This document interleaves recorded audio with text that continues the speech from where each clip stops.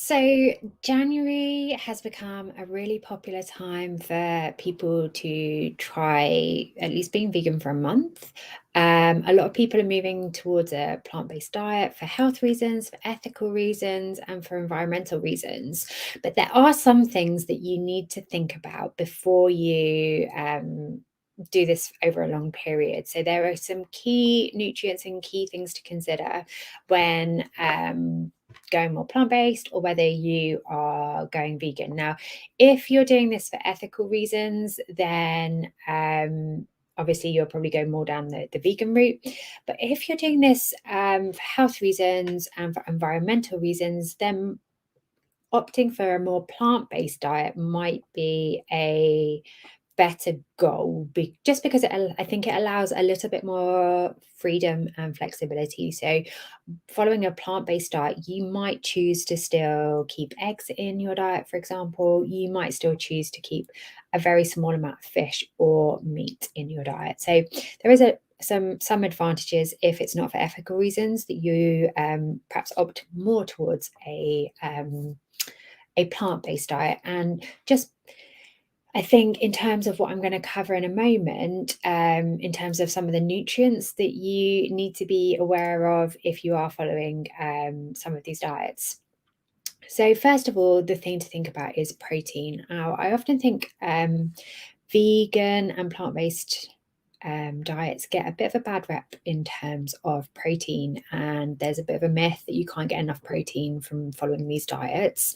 There are a lot of good plant-based proteins that you can still include in your diet to make sure that you are getting enough. So for most people, you need to be having around 0.75 grams or a gram of protein per kilogram of body weight. So if you weigh, say, around 60 kilos as a woman, then you probably want to be making sure that you're having 60 grams of protein in your day. If you're doing strength training or bodybuilding, yes, you'll have a higher need for protein. For most people, probably 1 gram is a good place to aim for. So, different sources of plant-based proteins are tofu, tempeh, lentils, beans, chickpeas, nuts, and seeds. Quinoa also has some good protein in it. Now, the thing that I would be a little bit wary about with plant-based eating and vegan eating these days is around meat substitutes. There are, the supermarkets are just absolutely exploding now in terms of some of the meat substitutes that you can have, in terms of sausages, burgers, all that kind of thing. And some of them are like really, really tasty. I've tried quite a lot of them and they're really delicious, but I wouldn't be relying on these kind of foods for the bulk of your protein and for the bulk of your meals, because if you actually start looking at some of the ingredients, they can be quite processed. They can contain quite a lot of fat in some cases. So the Beyond Meat burger, for example, is absolutely delicious. It tastes so good, but it's very, very high in fat.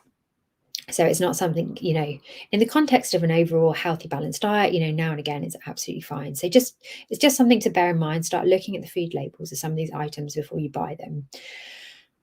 So a key nutrient that can be more difficult, not impossible, to get from a vegan diet is omega-3. So the active forms of omega-3, DHA and EPA, are generally found in oily fish. You can also get them from seaweed, from algae, and there are some plant-based foods such as flaxseed, chia seed, walnuts, soya foods as well have omega-3, but this is in the ALA form, and the conversion from ALA to the more active form, DHA and EPA, which is actually absorbed and used in the body, is not that efficient. So you would have to eat quite a lot of flaxseed, quite a lot of walnuts or chia seeds to get levels high enough really that you need to use in the body. So I would say for this, it's worth considering a vegan supplement for omega-3. Now, if you're taking any medication, you should absolutely check with your doctor first, because medication and supplements can interfere with each other. So you need to just make sure that there aren't any kind of reactions with the supplements that you're taking. And it's something that often people don't think about, don't consider. They just go out and buy something from the supermarket or the health food shop. So it's always worth checking with your doctor if you're on medication before you start supplementing with things, to make sure that you don't get any adverse reactions.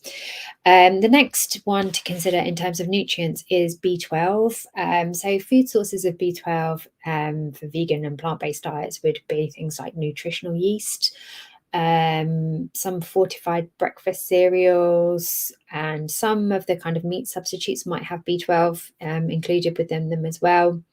But the thing with this is the levels of B12 in these foods can really vary, and it could be just down to exposure to light, for example, that can affect the levels of B12. So if you want to make sure you're getting enough B12, then again, it's well worth considering a good B12 supplement. But yeah, check if you're on any medication first.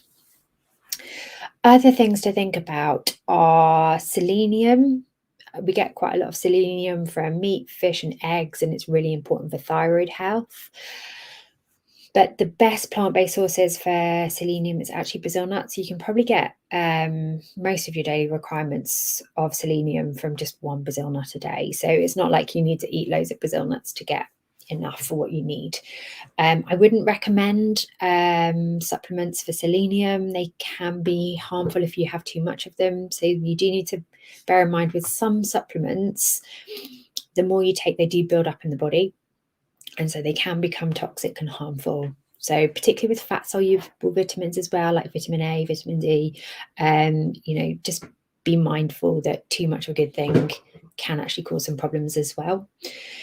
Iron is, there's two forms of iron. So there's heme iron, which is generally found in meat products, red meat particularly, and there's non-heme iron. Now, heme iron is very easily absorbed in the body, whereas non-heme iron, again, it can be not that well absorbed. So non-heme iron is generally your plant-based sources of iron, so things like spinach, chickpeas, tahini has a bit of iron, sesame seeds, that kind of thing.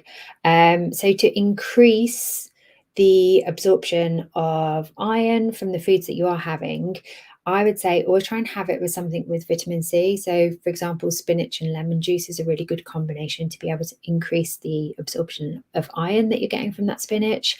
Having peppers, again, that's very high in vitamin C, with any kind of plant-based sources of iron can just help with that absorption. Also, avoiding tea and coffee around meal times, because tannins in tea in particular can inhibit absorption of iron. So that's something to bear in mind. Zinc is another really important nutrient for immunity.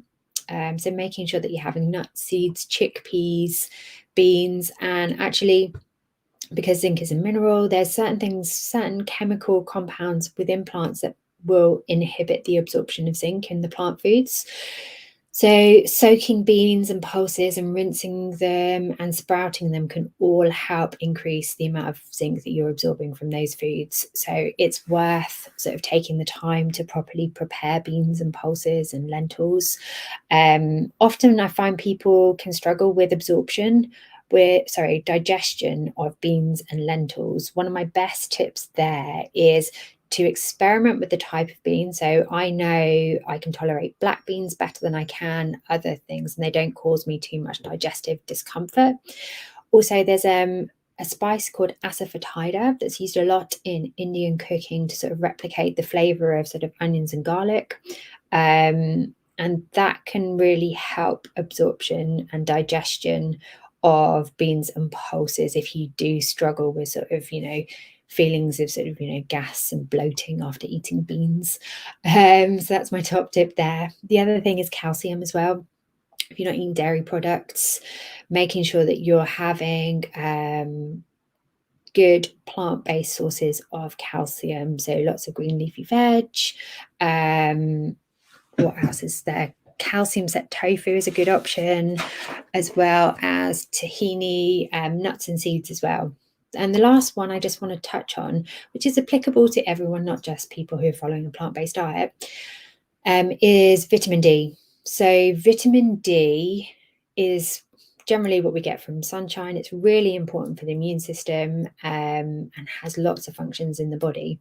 So most people living in the UK are not getting enough, particularly in the winter months, and it's recommended that everyone would take a supplement between October and March. Food sources tend to be not that great. So you can get UV mushrooms now that have been exposed to light, and they will have some vitamin D in them. But the big sources are sort of oily fish, egg yolks, and fortified foods. So if you're not eating eggs and you're not eating fish, then you may struggle to get through from food sources. So actually supplementing with vitamin D, particularly during the winter months, can be really beneficial. I often recommend to clients that they get their levels tested. It's relatively cheap to do this. So Thriver, Medichecks, they will do tests around £30. Better You, which produces a vitamin D supplement spray, you can go on their website and they will do vitamin tests for you as well for vitamin D. And they will also send you out a supplement and advise you based on your test result how much vitamin D you need to be taking. So that's well worth investing in. So any questions, let me know in the comments. Thank you so much for watching, and I'll speak to you soon.